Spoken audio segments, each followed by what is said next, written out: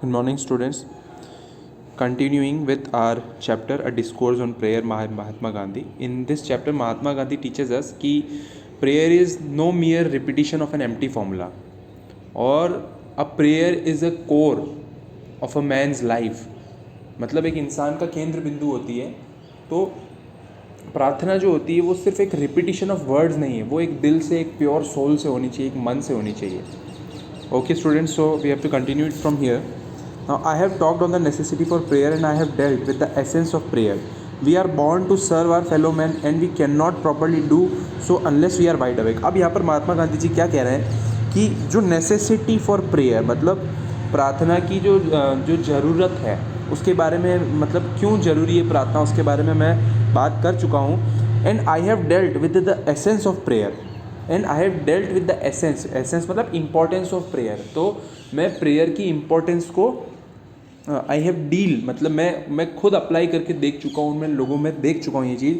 So we are serve to our fellow man, मतलब हमारे साथियों को हम सर्व करने के लिए, उद्धार करने के लिए हमारा जन्म हुआ है. And we can not properly do so unless we are wide awake, मतलब जब तक हम वाइडली अवेकन नहीं होंगे हम वो काम नहीं कर पाएंगे. मतलब हम we are born to serve, मतलब एक तरह से हम एक राष्ट्र की सेवा करना, या फिर so not everybody does that, but it means that we are here for a purpose.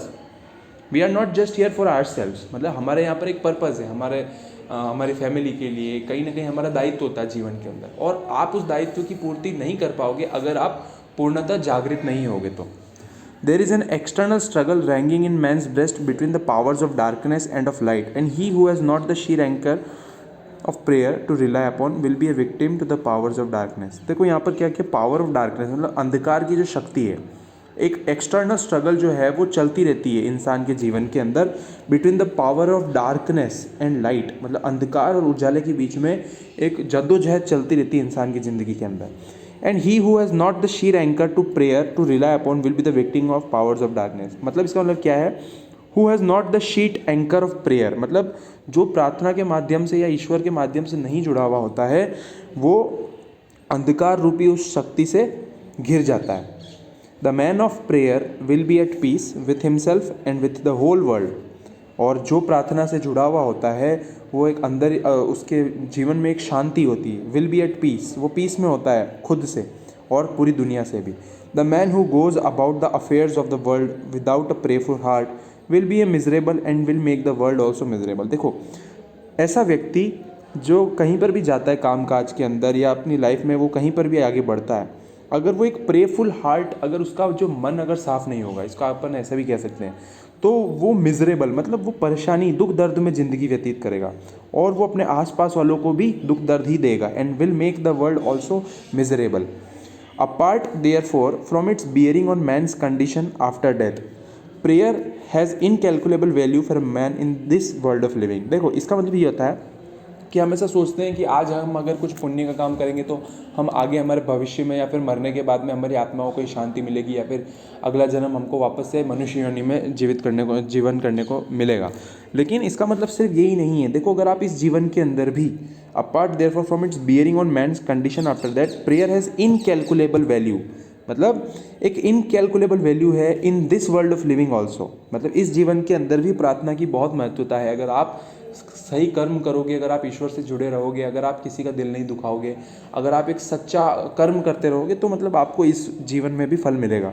So we inmates of the ashram who come here in search of truth, मतलब we inmates of the ashram मतलब people of this world, the fellow, ठीक है ना, हम जो साथी है इस दुनिया के, who come here in search of truth, हम एक सच्चाई की खोज में यहाँ हैं.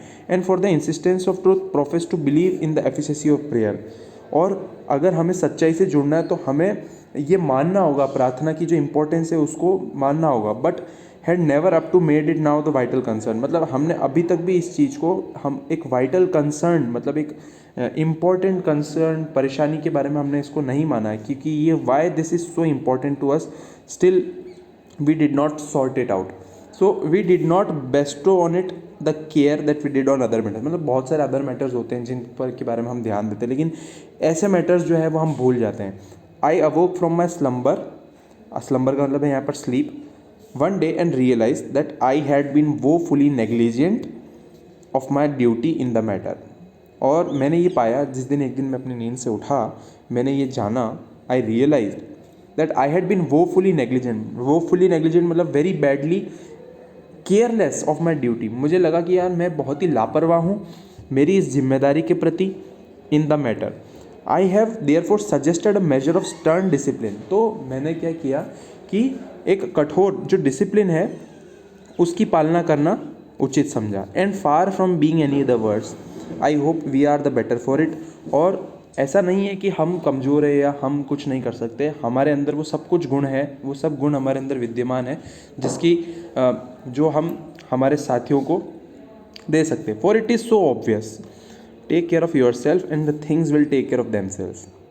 हम अक्सर क्या करते हैं, हम दूसरों को सुधारने की कोशिश करते हैं जो कि काफ़ी मुश्किल होता है. उससे अच्छा ये होता है कि हम खुद को सुधार रहे हैं. यहाँ पर महात्मा गांधी जी यही कहना चाह रहे हैं कि अगर हम खुद को बदल दें तो हमारे आसपास की ज़िंदगी अपने आप ही बदल जाएगी. So take care of your self, अपना ध्यान रखो और चीज़ें अपने आप ही सही हो जाएगी. Rectify one angle of square and the other angles will be automatically right. मतलब आप according to the mathematics rule, अगर आप स्क्वायर का एक एंगल को अगर रेक्टिफाई कर देते हो तो अदर एंगल्स ऑटोमेटिकली राइट हो ही जाते हैं. उसी तरह से जीवन में भी कुछ ऐसा ही है. अगर आप अपने आप को सही कर लोगे तो अपने आसपास जो है बदल दोगे तो अपने आसपास की सारी चीज़ें ऑटोमेटिकली करेक्ट हो जाएगी. So begin there for your day with prayer and make it so soulful that it may remain with you until the evening. तो महात्मा गांधी जी यहाँ कहते हैं कि अपना जो दिन की जो शुरुआत है वो एक प्रार्थना के साथ होनी चाहिए कि ईश्वर से एक मन से जो व्यक्ति जो जुड़ता है उस तरह की प्रार्थना की बात यहाँ पर हो रही है. And make it so soulful that it may remain with you until the evening. और वो जो प्रार्थना है वो इतनी गुणकारी हो कि वो आप तक नॉट अंटिल द इवनिंग, मतलब उसका जो इफ़ेक्ट है वो अंटिल इवनिंग आप रहना चाहिए. So close the day with prayer so that you may have a peaceful night free for dreams and nightmares. और जब आप सोने जाओ तब भी आप ईश्वर को याद कर करके सो, so that you may have a peaceful night free. मतलब इसका मतलब according to me that Mahatma Gandhi wanted us to teach we need to be grateful in our life. मतलब हमें जीवन के अंदर ग्रेटफुल होना, मतलब थैंकफुल होना चाहिए उन चीज़ों के लिए जो हमारे पास है, हमारे माँ बाप के प्रति, ईश्वर के प्रति. तो ये वही बात है यहाँ पर. प्रार्थना का मतलब वो नहीं है कि रेपिटेशन ऑफ वर्ड्स जैसा कि पहले कहा गया. So do not worry about the form of prayer. देखो यही बात यहाँ पर है कि आपको फॉर्म ऑफ प्रेयर के बारे में परेशान होने की ज़रूरत नहीं है. Let it be any form, चाहे वो कोई भी फॉर्म क्यों ना हो. It should be such as can put us in a communion with the divine. मतलब वो प्रार्थना का तरीका जो भी हो लेकिन वो हमें उस ईश्वर से जोड़ दे, जोड़ने वाला होना चाहिए तरीका. So all things in the universe including the sun and the moon and the stars obey certain laws. अब ब्रह्मांड के अंदर जो सारी शक्तियाँ हैं, चाहे वो सूर्य है, चाहे वो चंद्रमा है, चाहे वो स्टार्स हैं, वो सब कहीं ना कहीं अपने सर्टेन लॉज फॉलो करते हैं. Without the restraining influence of these laws, मतलब विदाउट द कंट्रोलिंग इन्फ्लुएंस, मतलब इनका जो प्रभाव है, अगर ये कानून ना हो तो world will not go on for a single moment. अगर ये डिसिप्लिन ना हो उनके बीच में तो ये दुनिया एक क्षणिक भर के लिए भी आगे नहीं बढ़ सकती. So you whose mission in life is service of your fellow man will go to pieces if you do not impose on your self such sort of discipline. And prayer is a necessity spiritual discipline. तो अब यहाँ पर प्रार्थना को एक necessary spiritual discipline बताया गया. अगर ये डिसिप्लिन आपके अंदर ना हो तो आप लाइफ को नहीं जी सकते हो. You whose mission in life is service of your fellow man will go to pieces if you do not impose on your self. मतलब ये आग अपने अंदर लागू नहीं करते हो. ये डिसिप्लिन जो है, the prayer and necessity of spiritual discipline, the world will not go on. It is discipline and restraints that separate us from the brute. यहाँ पर इस लाइन का मतलब है कि ये डिसिप्लिन और रिस्ट्रेंट यानी कंट्रोल, यही जो दो चीज़ें होती है जो हमें एक जानवर से अलग बनाती है. That's why we are human and we think that the world will be a better place tomorrow and that's why we work for it. So that's all for today and this is all about this chapter. Thank you so much for listening.